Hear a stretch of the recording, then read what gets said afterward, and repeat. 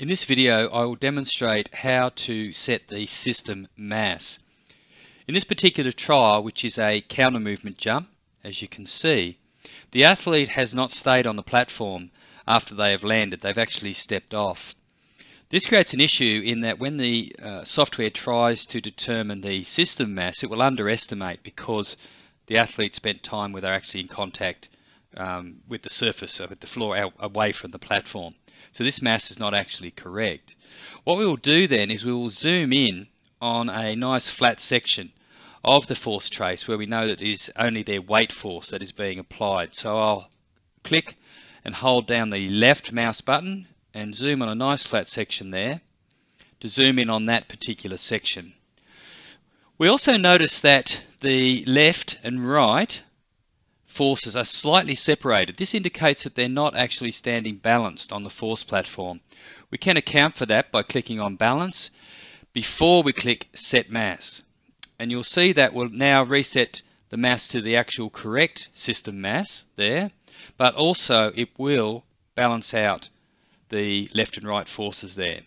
We'll zoom out again by again clicking the left mouse button and zooming upwards and to the left. And now we have the full graph displayed. Now we can click on the show phases and auto find the phases, but we see there's still a problem here because of the athlete stepping off the plate.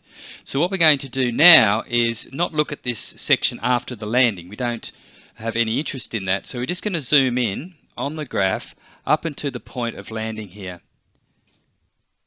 There, zoom in on that section. We're going to right click on the graph, right click and select crop data.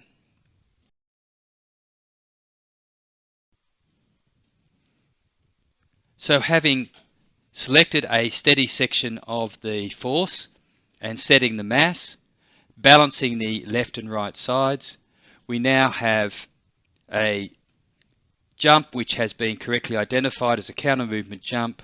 The phases identified as the unweighting phase, the eccentric phase, concentric phase, and then the flight phase. Please note that setting the mass and balancing the left and right forces will not normally be required unless the athlete does something unexpected during the test.